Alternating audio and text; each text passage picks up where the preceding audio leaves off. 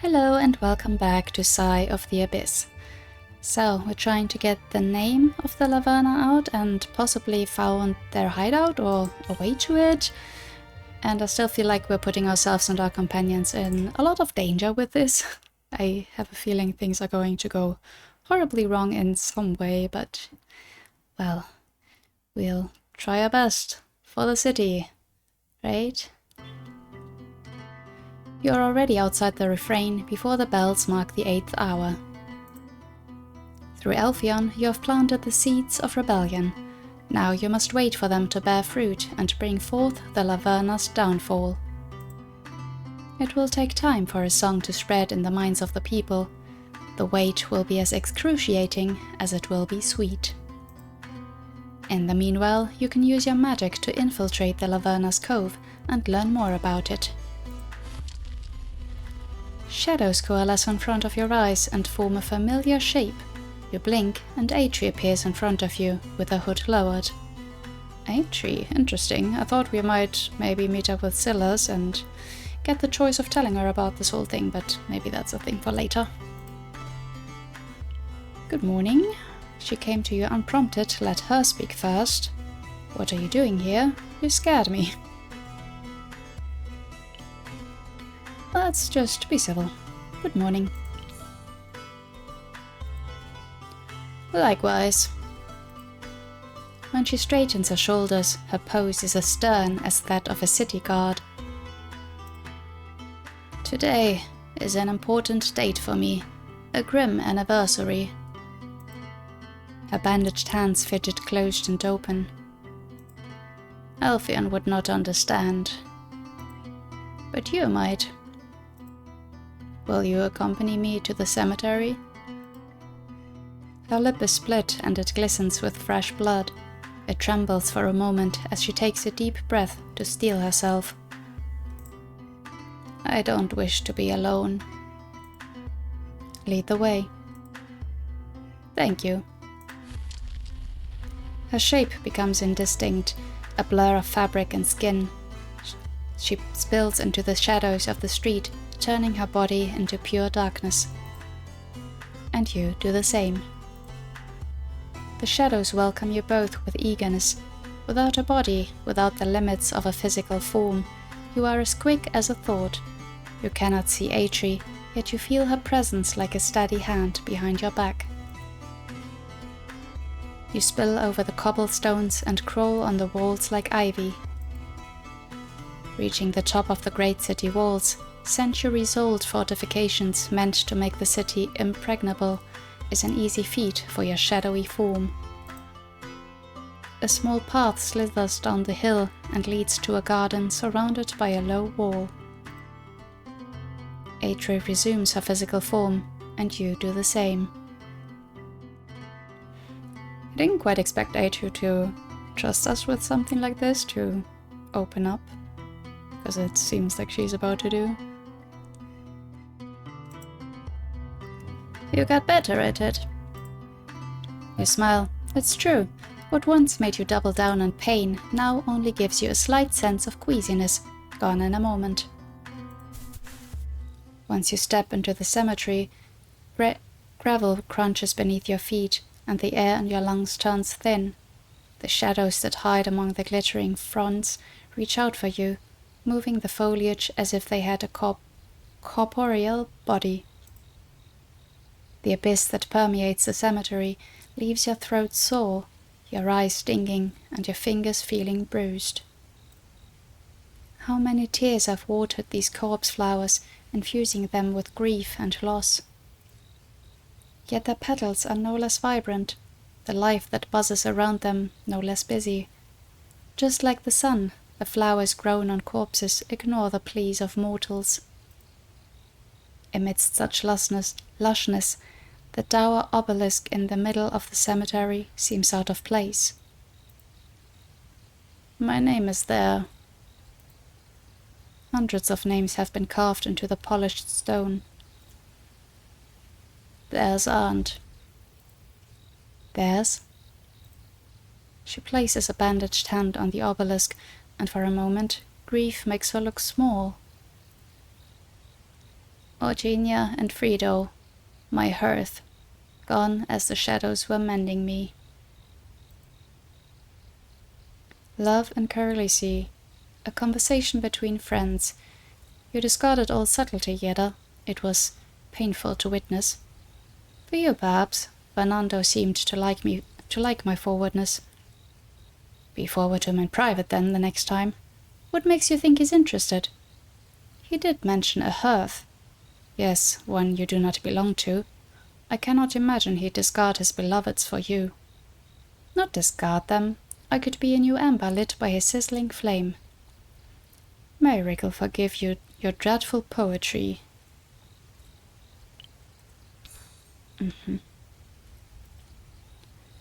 She pulls the hood closer to her face and looks away. Today would have been our anniversary. What sort of people were they? Let her talk. They were mortals, weren't they? I'm sorry, Achi. What sort of people were they? Frido loved to tend to our small garden. He used to say, "At least if I make a mistake here, I won't kill anyone." He was a surgeon.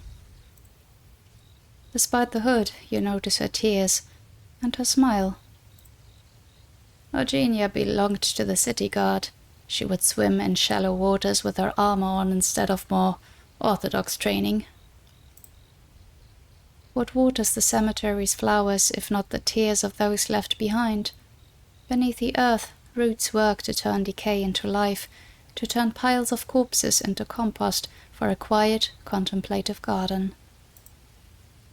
I asked you to come here because you're going down the same path as Alpheon. I don't understand. He has toyed with countless people, refusing to bear his heart to them, lest he grows fond of their mortal natures. And now that you reciprocate his fancies, he is sure to never experience grief or loss. She shakes her head. Livera, without any love for the mortals he is meant to guide, how do you expect him to do his duty? Interesting thought.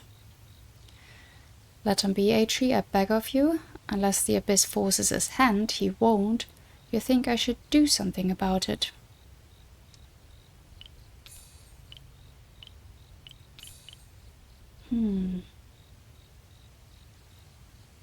I don't quite understand this one. Forces his hand, you won't.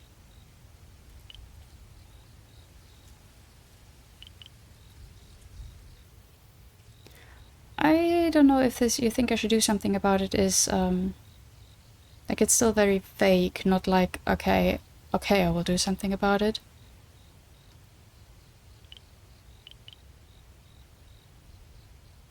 Like, I'm curious.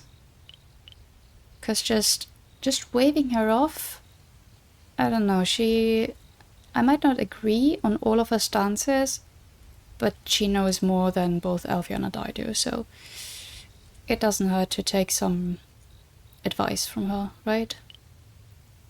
You think I should do something about it?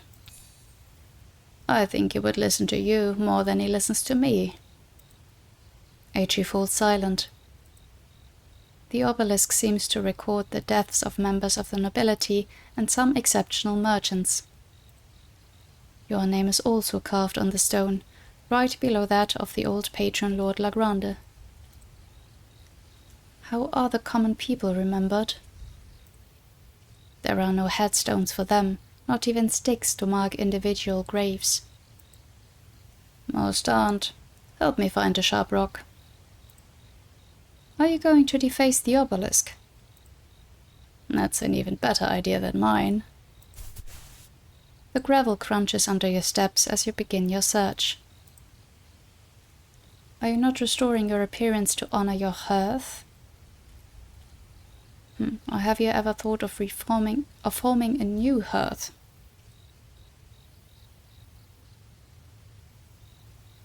Both interesting questions.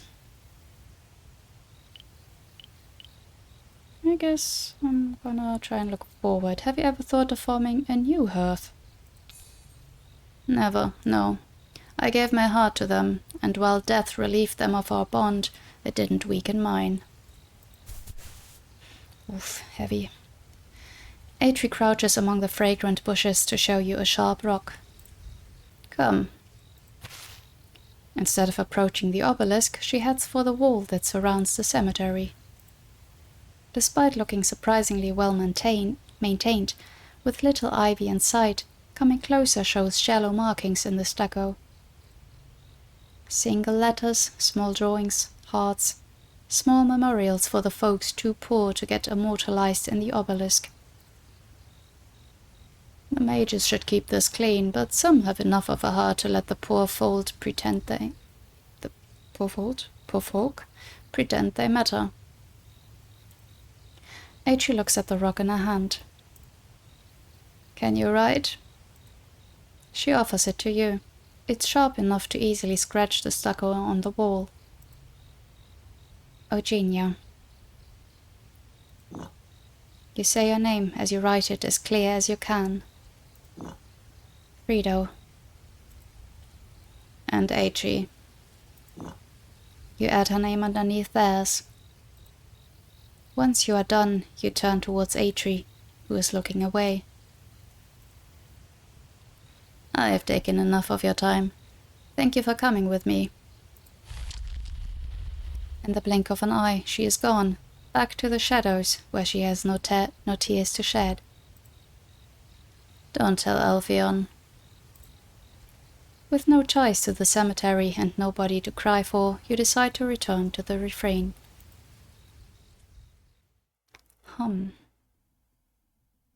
So it was like a bit of a double thing, right? I think it was an honest thing that she wanted us to, like she wanted someone to be there with her. But yeah, the thing with Alpheon was definitely also a reason to call us, right? Atri's warnings about Alpheon stay with you until you reach the guest house's gates. For how much longer will you be blissfully ignorant of loss? Alpheon might be immortal, but the rest of your companions aren't. How could you even prepare yourself for it? Fear strangles your heart hard enough to make you sigh.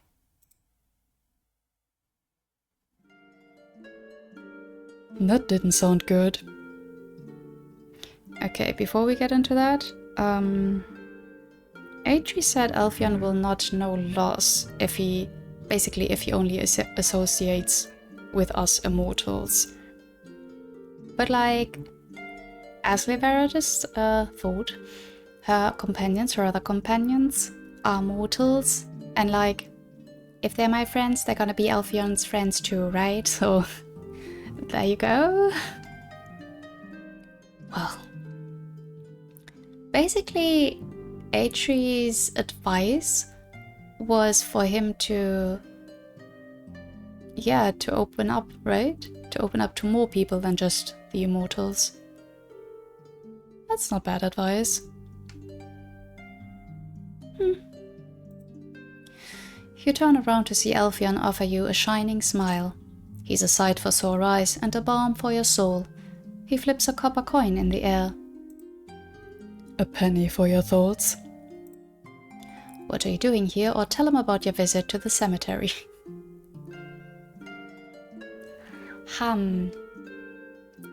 Atri said not to tell him, right? But what exactly are we not supposed to tell him? Everything? Or just that we spoke to Atri?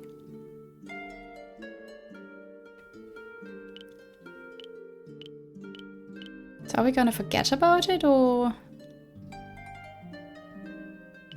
Again, I think Atri has a point, so... let's try telling him. His smile drops as he listens to you recounting your morning. Leave it to Atri to paint me in a terrible light when I'm not there to defend myself. Not even the forced cheer in his voice can conceal his hurt. Also, I knew she had a hearth, but she never elaborated with me. You know how Atri is. She was nagging me about you, or she wanted to spare you the heartache. I mean, the first one is more true, I think. But let's do a little white lie here, yeah? Maybe to appeal more to him? I'm gonna try. She wanted to spare the heartache. He hums, unsure. That's fair. Enough about that geriatric hag. I didn't come here to make you brood. I'm here to take a break from all that do not fear the Laverna singing I've been doing in the last few days. Have you ever been to the stables outside the city gates? Once, to get stuffing for a mattress. Why? It's a long story. Do you want to hear the long or the short version? I like the sound of your voice, or, well, the stables aren't far. Weird, okay. I like the sound of your voice. As do I. Don't mind if I do, then. He leans against the wall and invites you to do the same. Isn't it unfair for him to call you so close and still not touch you? Have you not earned by now his arm wrapping around you? It's very tempting, but I am quite pent up, and so are you. I don't think that would end with anything less than public scandal. His whisper is a low rumble that strikes the right chord in you. Pent up? You? What can I say? It's just not the same when I'm taking care of it myself. With enough teasing, then, you might make him crack. I'm not trying to read your mind, but your deviousness is plain on your face. Do you mind? Not in the slightest. What happened to the story you were supposed to tell me? His breathy chuckle gives you goosebumps. Right. Let's focus on that. He clears his throat and inches closer to you. I needed some inspiration for a song. The one I want to write for you. So I decided to attend the performances of some fellow entertainers to get some ideas. There, I heard it, a magnificent serenade about a knight-errant. They're all the rage in the north, people who ride horses and fall in love, and I'm sure they do other things too. All right. And that had me wonder, of course, how dashing I'd look on top of a horse, slowly coming away with the wind tousling my hair. Alpheon. Yes, my dear. Do you even know how to ride a horse, or you fantasize about yourself? I mean, why not, but do you even know how to ride a horse? How hard can it be? I mean, that sounds naive and strangely endearing. Lean into the silliness of the situation or be realistic. He shouldn't get his hopes up. Let's go with it. Doesn't the term knight-errant imply the existence of a knight stationary? Alpheon's mouth forms a perfect O. Once their quest in pursuit of love is completed, they must settle down, yes. I wonder what happens to their horses. Maybe they get passed down from knight stationary to knight-errant. How long do they live, do you reckon? I have no idea. 10 years?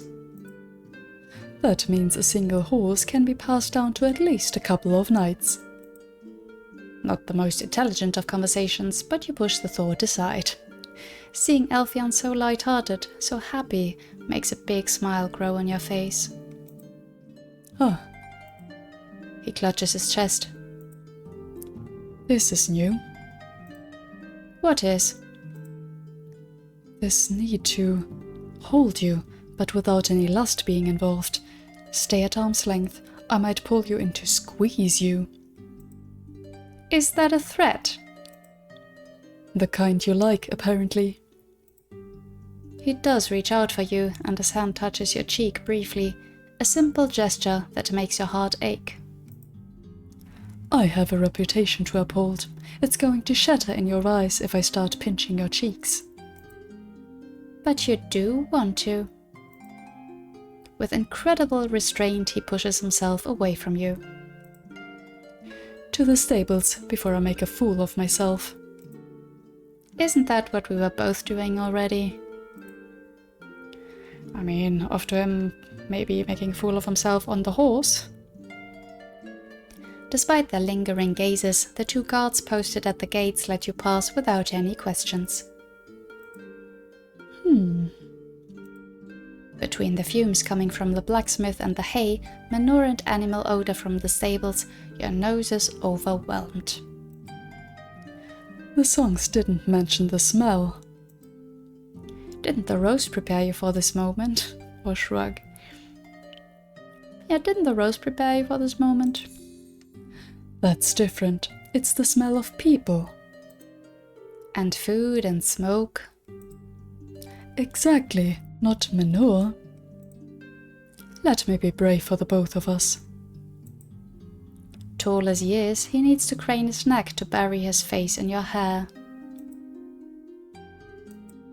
His nose tickles your skin. He breathes in your scent deeply, then parts from you with a smirk. That helped. He looks so pleased with himself. Before you can say anything, he approaches the stable keeper with a spring in his step. Good afternoon. The poor stable keeper is flustered. Alfion's commitment to you has not made him any less eye-catching. You quickly reach his side. I don't imagine you have some spare horses. Depends on what you need from them. I'd love to learn how to ride such magnificent steeds. I do have a couple of old ones that are good for beginners. How old exactly? She points at the sturdy head of a horse looking at you from above the fence. That mare is 19, close to retiring, but she's good-natured and can keep a pace. The other one's 16 and likes kicking. After a pensive moment, Alfion begins negotiating with the stable keeper. Do we really need the insurance? We'll stay inside. That's what they all say. He can barely afford to pay. That's one expensive whim, Alfion. As long as you swoon over me, it's going to be worth it. I already do, I don't say anything. It's always a bit like, do we really need to stroke his ego, but why not? I already do. Oh, next time then, voice your thoughts out loud. I can't do that when there are other people around. Maybe we should find ourselves a secluded slice of paradise then. So you say, while resisting the idea of even a kiss. It is with a grimace that he concedes. The stable keeper returns holding the reins of the 2 old horses she rented to you. The one that likes kicking is promptly guided in your direction. Ladies first. How strange. You were formed into being, yet your body remembers. You place one foot on the spur and lift yourself up. Shifting some of your weight around, you swing your other leg across and sit atop the saddle in the blink of an eye. In life, Miss Lagrande must have been an equestrian. I mean, so like muscle memory, literally. It kind of makes sense considering we didn't need to learn any of our other movements, walking, talking, eating. And that's also things that normally you kind of learn, so yeah, so this part being like muscle memory as well makes sense to me. Oh. You do have experience. Alfion's eyes lock with yours. You can almost hear him ask how come you are so proficient, but something in his face shifts. He must have sensed your clouded accomplishment, not yours truly. That was impressive. On the horse, you are taller than Alfion. It's strange to look down on him. Your turn now, a gesture for his turn. These are kind of non-choices sometimes. Like,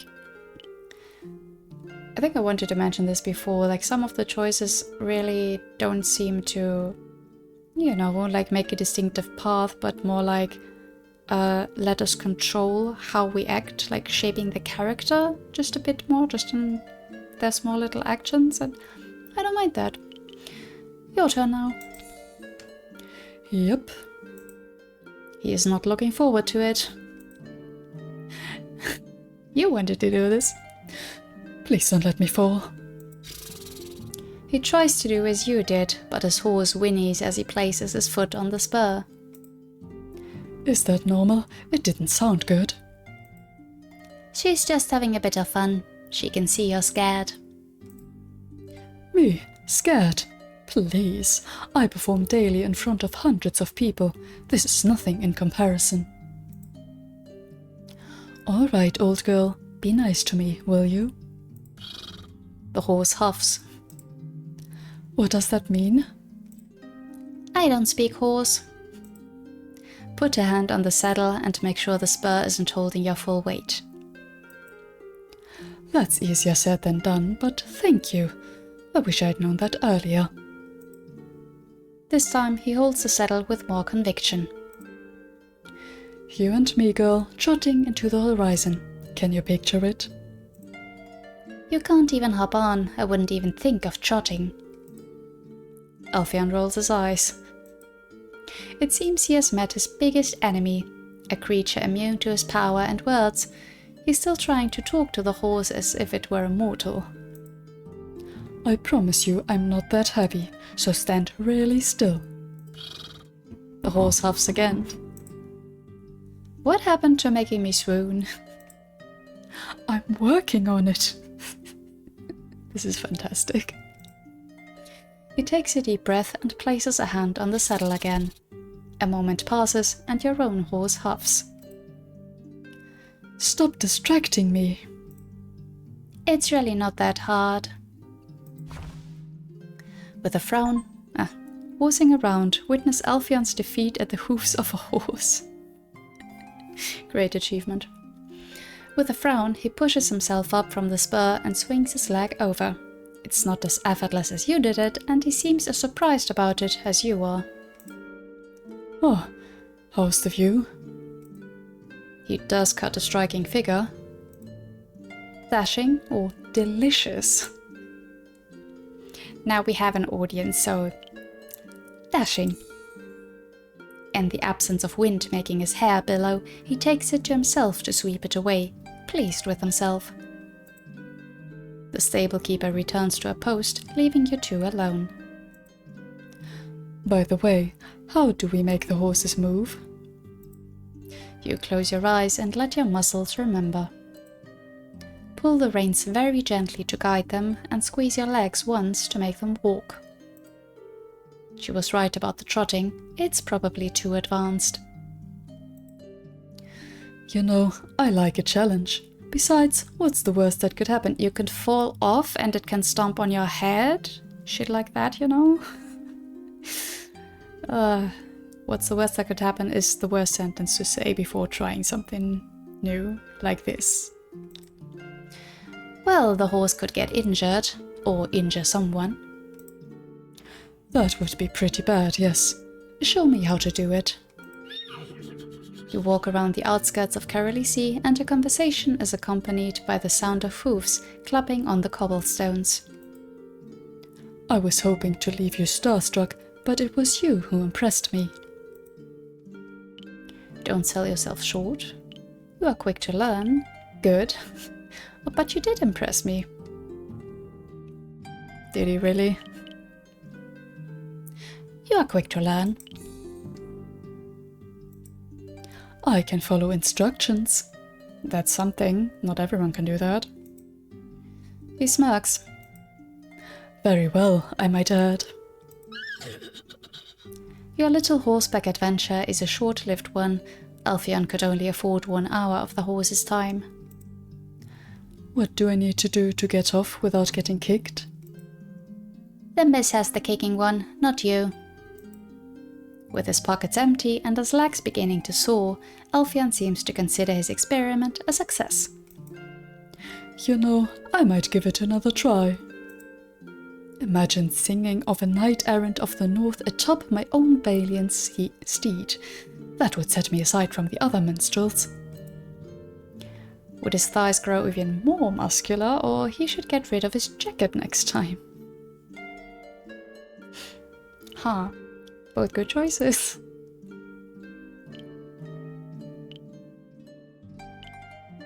Let's go with the thighs. You seem to like the idea too. I was thinking of the implications. Isn't it natural, given the soreness? He bites his lip. Too forward. Yet not unwelcome. He accompanies you back to the refrain. You can see self-restraint and desire fight behind his eyes once it's his turn to leave, or request you to stay. Alpheon. Allow me this, at least. He takes her hand in his and looks at it for a moment that seems to last forever. His kiss is reverent, slow, and he looks at you from below through his eyelashes. I'll spend all night long thinking about you.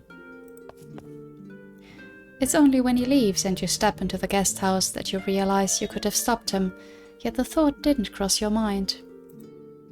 Ugh, Alpheon. He's not even consciously doing it. He must have been so afraid you would invite him to your room that he made sure it wouldn't happen. Won't he really embrace you unless he is sure you will give yourself to the abyss?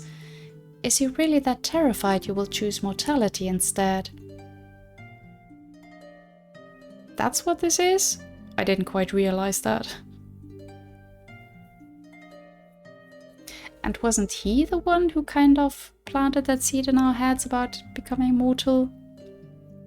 Like, let's be mortals together, problem solved. Right? Tough nut to crack. But that was fun. I like the little fun bits in between all the danger, basically.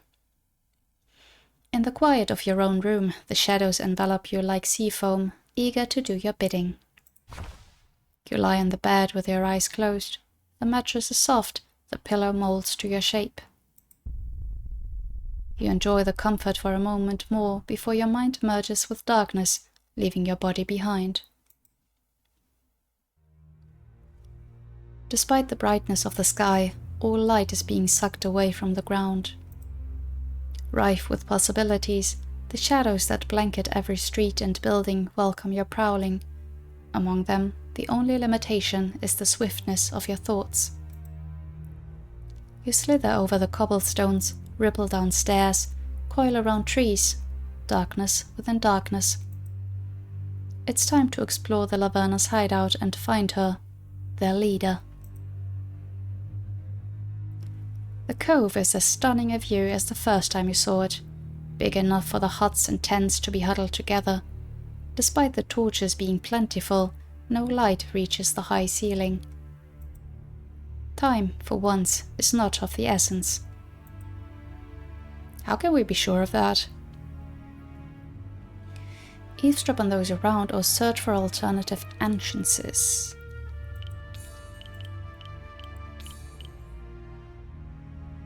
Getting information from the people might be more important.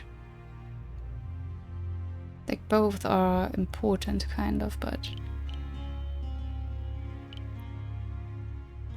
our goal was to search for an entrance. But yeah, I always feel like information, like having as much information as we can before we do anything, like trying to walk in there, is more important. So I'm trying to eavesdrop. The ground has been covered by rugs, and the thick fibers are a wonderful nest for your lack of form. You recognize a face, that of the young man under the service of Lord Rizzo, the only bravo wise enough to refuse to fight you. Lord Rizzo didn't mention me in his last letter, did he? Please, he has more important things to think about than a pitiful worm in fancy clothing. The Bravo has no answer for that. You sift through the people to find someone who could be of use to you. Most of the conversations are painfully mundane. It's infuriating. Why must they pray or whisper sweet nothings to a lover or practice counting? If they played the part of scheming snakes, you'd have no qualms about considering them irrelevant, expendable. You find Renza inside one of the tents, with a satchel full of gemstones in her lap. Charcoal stick in one hand, emerald in the other, she seems to be sketching a piece of jewelry fit for such treasure. There's one corner of the cave that you have yet to visit, all rugs and drapes, watched from all corners. Incorporeal as you are, you ignore them to move forward. A desecrated statue raises her singular arm to the sky. The other has been removed to prop her against the throne carved in the wall. The carpets and cushions must have been beautiful one time. You can still see the faint glimmer of golden filigree on them, but they have been caked with years of dust. A hand emerges from the side room to push the drape aside. It's an older woman with several daggers secured in her extravagant brocade vest. She is heterochromia. Interesting. Age has been rather unkind to her face, but not her hair. Once she walks into the light, you notice that one of her eyes is pale. She lifts her cup to observe its contents under a torch. Or she is blind in one eye, that could also be it. Curious, you merge with the shadows on the wall to see what she is seeing. The last drops of wine are murky with sediments. The hog, an enemy. She chuckles to herself. Which one of the many? Where does she see a hawk? Suddenly, her head jolts in your direction. She can't possibly see you, can she? As a shadow, you drip over the wall. Her gaze follows you, unwavering. Okay, none of those things I said. How is that possible? Why does she not speak? Why is the abyss within her still like a mirror? You move again, and her eyes follow you, sharp like those of a hawk. You could try to harm her, you could try to scare her, or let her be.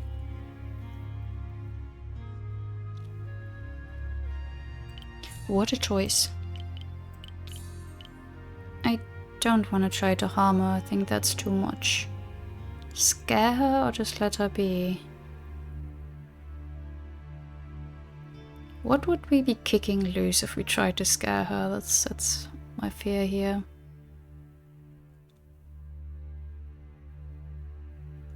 Maybe it's best to just let her be. Because what good does that do us if we scare her? I don't think so. I'm gonna let her be. Collected in the corner as you are, you try to blend in with the other shadows, and she quickly loses interest. She pours herself another cup of wine from an Illyrian vase and drinks it all in a matter of seconds. Once again she looks at the sediments left behind by the wine. The shark. Pensive, she glances aside. It's been a while. Danger of death, isn't it? Her chuckle is mirthless. But not for me. It's then that 3 people walk in. 2 women with scarred eyes and a man with 2 scars on his lips. Yeah, I think I made a good choice, because I feel like we couldn't have just kept observing them. It is time. I know. She places the tankard down. The chattering of teeth announces the arrival of a 4th one. He stumbles in with his hands tied behind his back and blindfolded eyes, and almost bumps into the taller woman. Oh dear. Her face is blank, yet her voice sounds so doting and motherly. She's a consummated actress. Do you know why you're here? He falls on his knees hard enough that you almost feel his pain yourself. I'm sorry. I'm so sorry. I didn't. Don't give me that excuse, young man. You knew. The other three watch with grim faces as she approaches her victim. Your mouth will not betray me. What about your eyes? Sweat stains his shirt. My eyes will not give you away. They did, I've been told. Mouth agape, bound and pitiful, he nods. I'm sorry. I'm so sorry. It won't happen again, I promise. Cold steel scrapes against the scabbard. The Laverna's dagger is stout, more handle than blade. I will give you a choice. The eyes that gave me away, or the mouth that will betray me no more. I'm so sorry, A kick to his side makes him grunt in pain. Enough begging. Get to it. My mouth. The older woman walks behind him and almost tenderly, like a mother would, holds his head against her breast. It shall be done. The more you resist, the worse you'll make it for yourself. Her tenderness turns into a chokehold. The stout knife presses gently against his mouth, in the same spot as Scylla's. Don't let me make a choice here. Enough attempt to stop this barbaric act. Tap into her abyss. Observe the gruesome ritual. You can't bear to watch. Leave. This is mean. Can I stop this without, like, you know, putting myself in too much danger? And tapping into her abyss, like we were told before, it's not really there. It's still, it says, still as a mirror.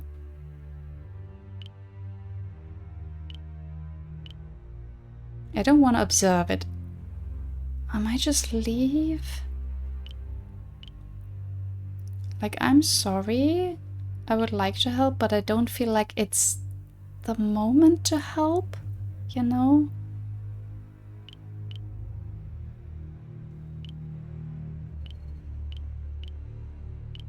Tap into her abyss. Enough attempt to stop.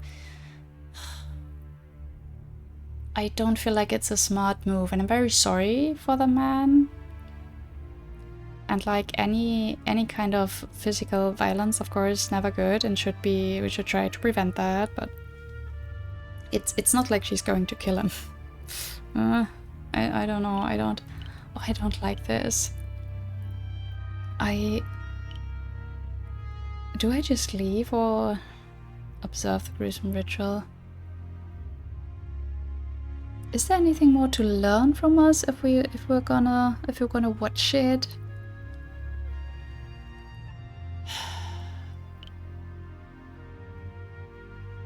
I think I'm just gonna leave.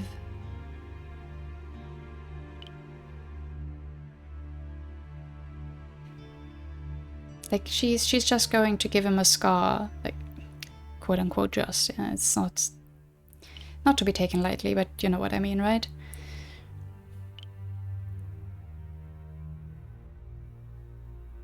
I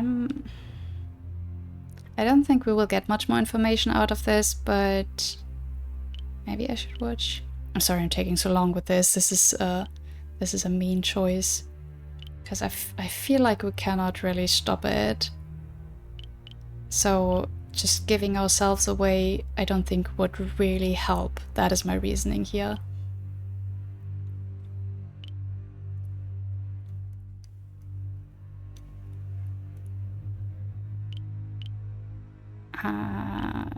And I don't think that we probably can't even get some crucial information from this, right?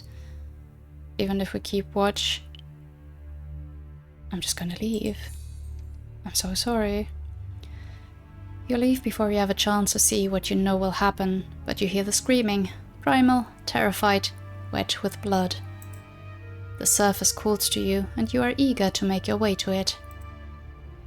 When you return to the refrain, tears well in your eyes. Did the same thing happen to Silas? Was she bound and blindfolded, afraid and alone despite being surrounded by people? I'm so sorry. Blood chokes the throes of death around the carnifex. She was Laverna herself, their leader, right?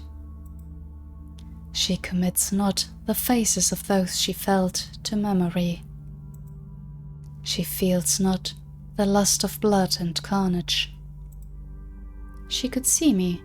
How? You compared her to a still lake when she could be a thunderous hurricane. What good would that do? You receive no answer. Of course not.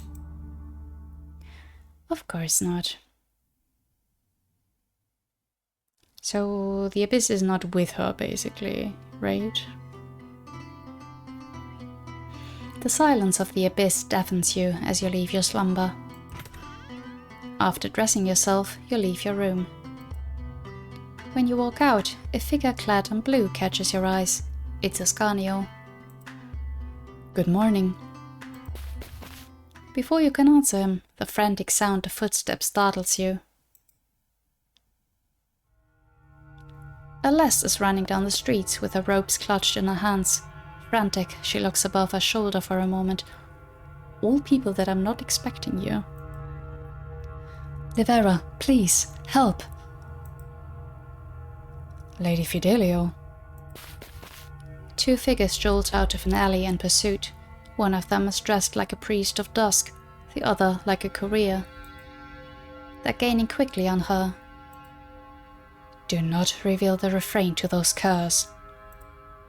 Distract them then. You run out of the gates. Just as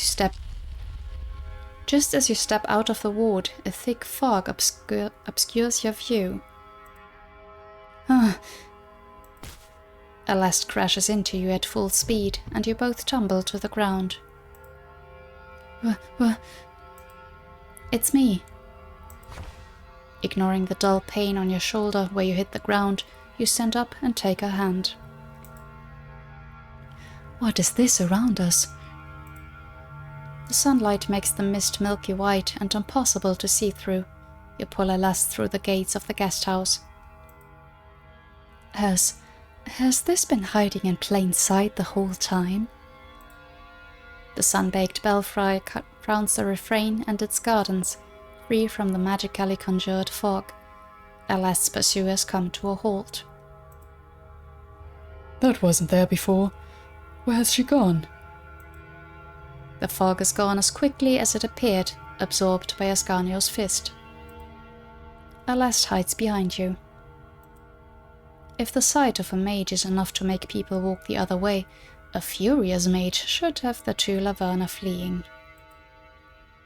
I will give you the chance to explain yourselves before I act in the capacity granted to me by the halls. His imperious tone commands the attention of the two Laverna, who squirm like worms under his hard gaze. Grinning worms. This is all a misunderstanding, my friend. Many things I am, but a friend of yours I am not. Why were you chasing a sister of dusk? We weren't. As I said, it was all... The cobblestones under their feet come alive. They swell and crawl up their feet. The two ruffians cry out and try to stomp away the rising earth, but it encases them up to their knees in a blink. Ascanio looks at them with disgust before walking away. Wow. Where is he going? You put a finger in front of your lips and nod towards the entrance. Shaking with fear, Aleste follows you inside the guest house. You're safe here. How many more people are we going to house? Like, not that I'm complaining, but maybe someone will complain at some point.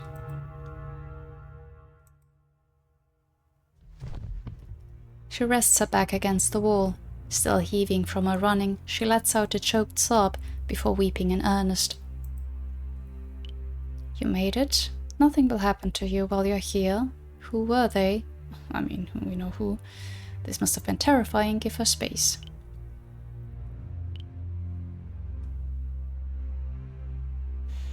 Nothing will happen to you while you're here. If you hadn't told me about this place, what would have happened to me? But I did, and that's what matters. I told you for a reason. No use thinking about it. I'm glad you're safe. But I did, and that's what matters. Your words do little to relieve her. Despite the safety of the refrain, you see her grow more and more overwhelmed. That's one way to put it. She shields her tears from you, breathing heavily and erratically. Do you need to sit down? I don't know. Her voice turns into a broken sob. You stay by her side, offering her what comfort you can, but her words haunt you as well. The men that were following her looked like Laverna. After a while, soft footsteps descend the main staircase. Her cries have summoned Brother Mattia. Your Brother Armin's apprentice? Don't tell me. Brother Mattia, you're alive. Brother Mattia hurries to Alast's side, and his presence is like a balm for her fears. What did those people want from you, Alast? I don't know. I was at the cemetery when a young man approached me, the mage that was going to oversee the funeral. He told me I was being followed. Those two were waiting for me outside. One I recognized from back in the day. He had been working for House Fidelio. Definitely Laverna. I waited for them to leave, with the mage as my bodyguard. Once I could not see them anymore, I took the long way back and joined a small group. We parted ways once we reached the city gates. I thought I'd be safe. The tears come back. I was almost back at the temple when I noticed them coming from the other side and I started running. Did they not tell you what they wanted, or how long were they pursuing you?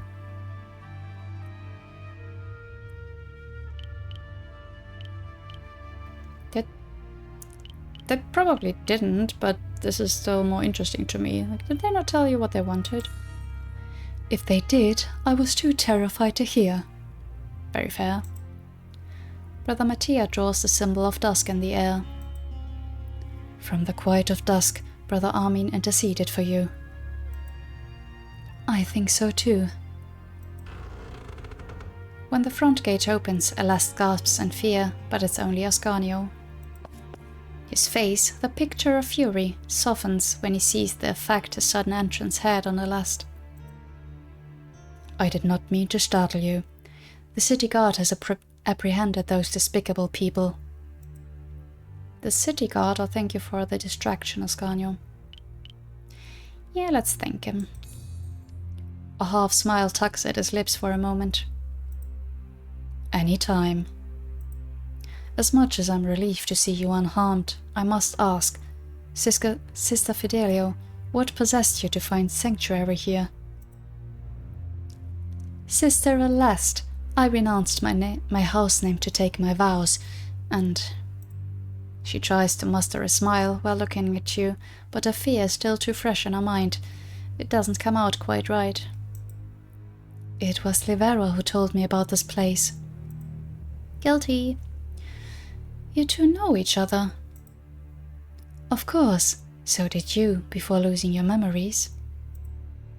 Truly. Ascanio rolls his eyes. You staged your own death and dropped the La Grande house name for a reason. I didn't want to ruin your ruse. Interesting. He knew all along. Besides, whatever happened to your memories has made you a much more pleasant person. Okay.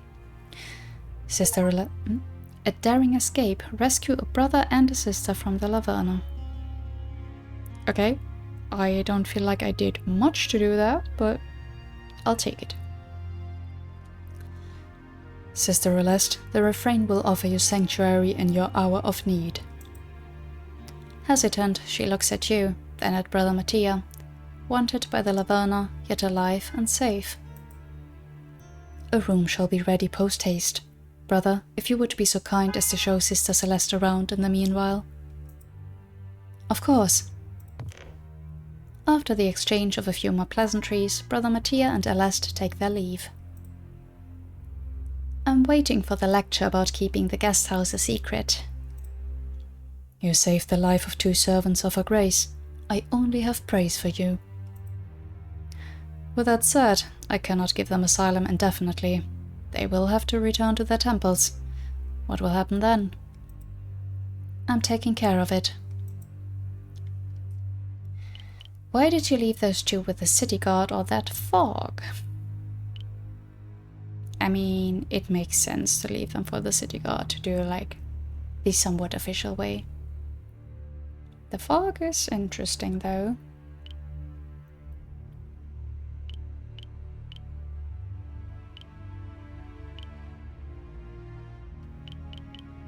Interesting choice here.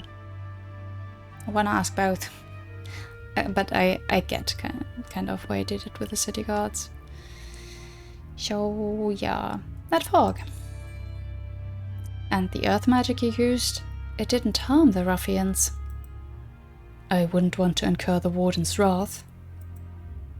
Before I attend to my duties, I must show you something, a hidden entrance to the guest house. My apologies for not doing it earlier. I thought there was no need.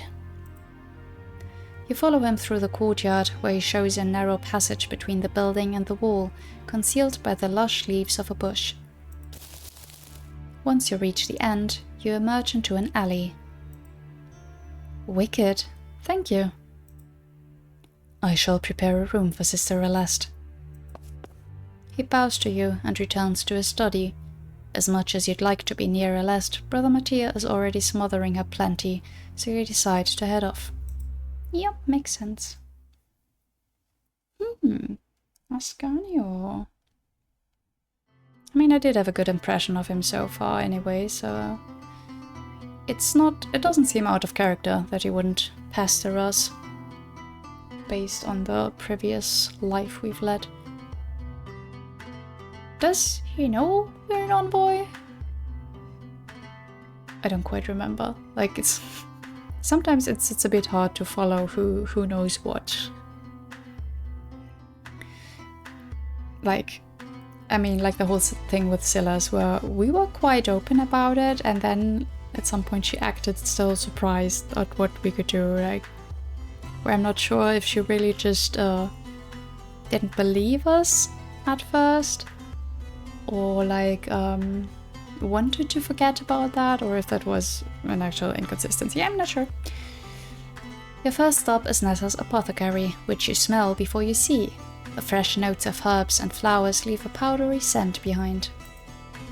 The windows of the squat building are open, and Nessa is leaning over the counter to hand a small vial to a patron, a member of the city guard. I added some mint to make it somewhat refreshing. Appreciate it. She pockets the concoction, takes the halberd resting against the wall, and salutes you with a brisk nod. Envoy, come in. And then here's she, just fooling us that out in the open. You head to the back of the shop. The sight of hundreds of bottles and the wonder sealed within is still impressive after so many visits. Where's Mickey? She approaches the door to make sure it's locked. The neighbor has children around the same age as him. I asked her if they could spend some time with the boy. Her sigh is as sudden as it is intense, almost a scoff in nature. Is he not behaving well, or what's the problem? I don't think the problem is Mickey necessarily. So, what's the problem? I took him under my wing because you personally requested it, envoy, but I am not his mother. I cannot give him what he prays for at night. After everything his mother has done to him, he still wants her back. I can almost hear his broken little voice. He asks the Lady of Dusk to treat his father well, and begs the Prime to have his mother back. You are all he has, or I put you in this position. I'm sorry.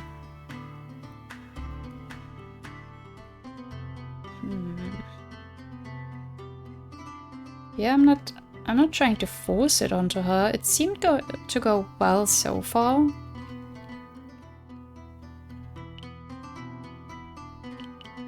Like, if she started to be like, yeah, I did it because you asked me, then I put you in this position. I'm sorry. Don't be, if he wasn't under my care. She doesn't complete her sentence. If he wasn't under her care, he'd roam the streets as an urchin, ready to be plucked by the Laverna. Now, to my problem. At least being Mikay's unwilling guardian isn't a problem for her. Okay, good. Once a month, I deliver tinctures to the pillow houses, concoctions to prevent pregnancies and diseases. Yesterday, on my usual trip, I saw a woman who... She makes a vague gesture with her hand. Bore an uncanny similarity to Mikay. They had the same nose, the same eyes, and even the same hair. Could it be his mother? He never mentioned a sister, so... She sighs again. As soon as I saw her, I heard this little voice in my mind begging the Prime, and I felt... rage, disgust, hopelessness. They all take root in the abyss within her, each equally insidious. You felt? Focus on the disgust, focus on the rage, focus on the hopelessness. Ha! That's interesting.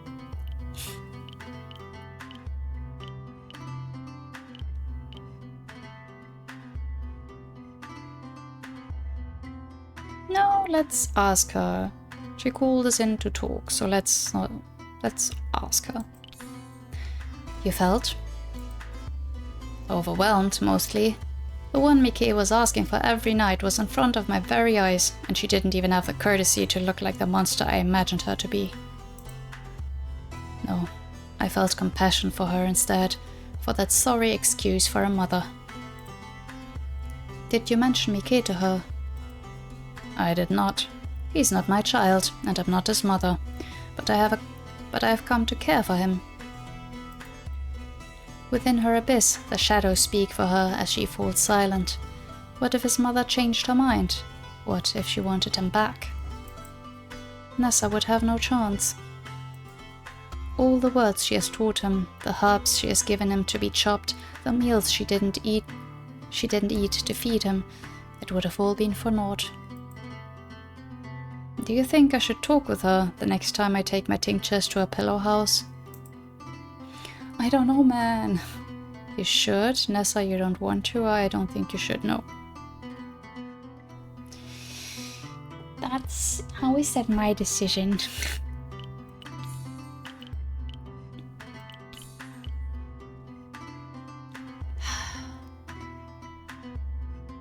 So, yeah. If it's for Mikay's wishes, then she should. If it's for how the mother treated him and just left him, then no. And I think most importantly, Nessa doesn't want to, so I'm gonna first try with that. We might have to still make a choice here, but I want her to do what she wants, so Nessa, you don't want to. I don't, no. That's your answer. Okay, good, thank you. Nessa! Mikay's voice rings like a bell from outside.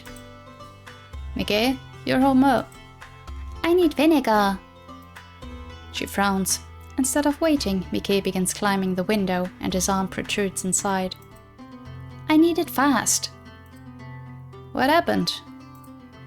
Tefania fell and her knee is open and there's a lot of dirt on it and it needs to be cleaned. It's quite impressive how he managed to say all of that in a single breath. Here you are. Warn her about the sting. She hands him a dark flask with a pungent odor. Thank you. With his treasure secured in his arms, he runs off. He must not like that little girl much to ask for vinegar instead of honey. Blame Lapo for that. He's partial to vinegar, and the boy has grown to admire him. Nikkei runs back after some minutes with the empty flask, which he leaves on the counter without a word before darting away again. He used it all. She looks at the dark glass against the light with a smile. Thank you for entertaining my whims, envoy. It's the least I can do. I hope I was of assistance. It's the least I can do. I won't hold you any longer. May the abyss bless you with the same clarity you bestowed upon me today.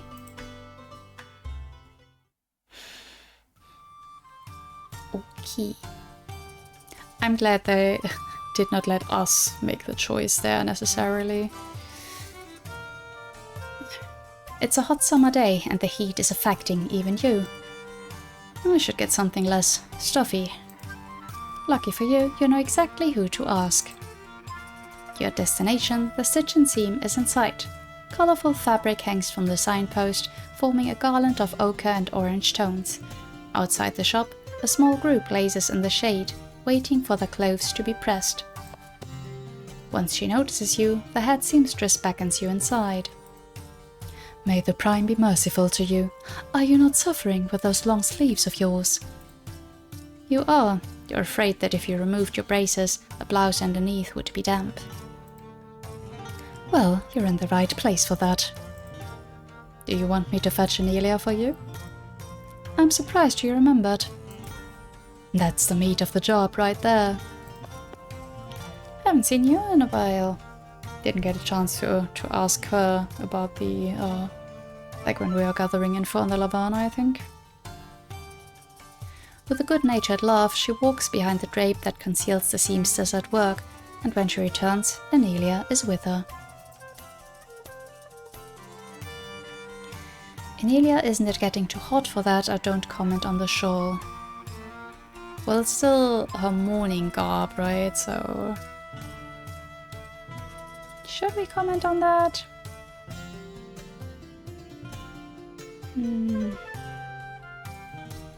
I kind of feel like it's insensitive, but also like, yeah, her not fainting is kind of more important than wearing it, I would say.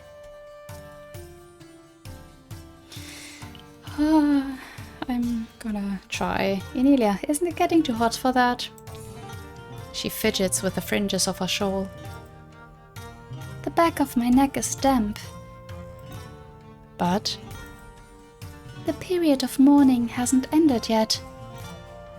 Would her mother truly have wished for Anelia to suffer in order to respect tradition? You will never know. Devoured by you, her soul is now silent. Oh, right. What brings you here? I wouldn't mind a blouse more appropriate for the weather. Something simple. I can't afford something as fancy as this one. Don't say that. You don't have any specific requirements, right? I don't. You pay her, knowing fully well you'll have no control over the garment. As she takes your measurements, her eyes glint with 1,000 possibilities, different combinations of colors, sleeves, lengths, materials. You stay and chat a bit longer before heading home. You return to the stitch and seam after a couple of days, each more scorching than the other. We're just skipping some time.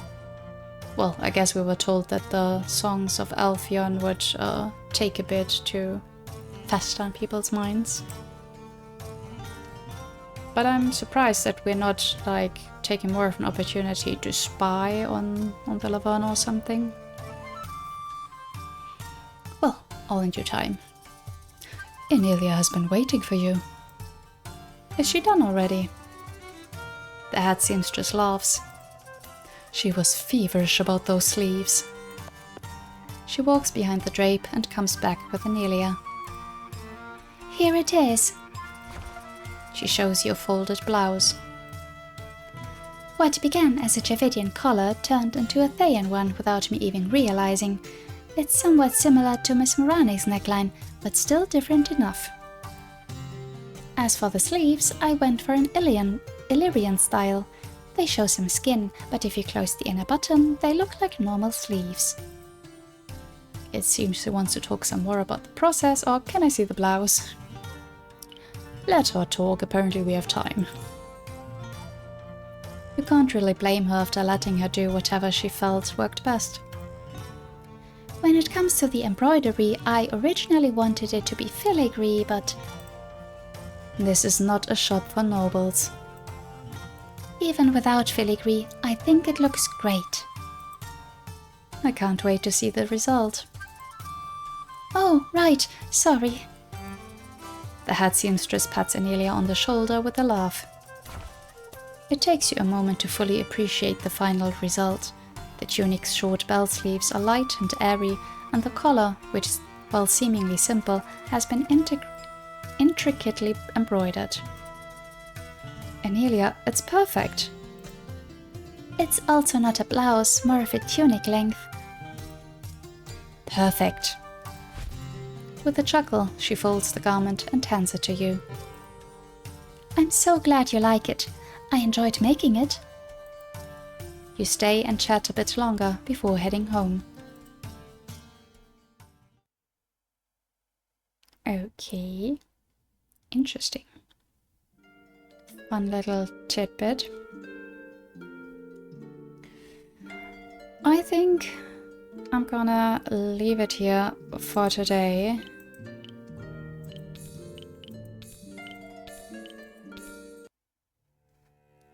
That was simultaneously a lot happening and not that much. We've seen the head of the Laverna, and we've, for the first time, really saw, like, with our own eyes, their cove.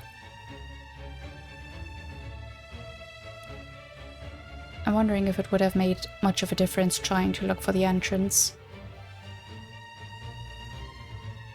Like, would we not have seen her then, but then at least the entrance? Either way, there's always going to be a lot of choices, a lot of replayability. But yeah, that's it from me for today. As always, I'd appreciate if you'd let me know your thoughts in the comments. Thank you so much for watching, and until next time, bye bye.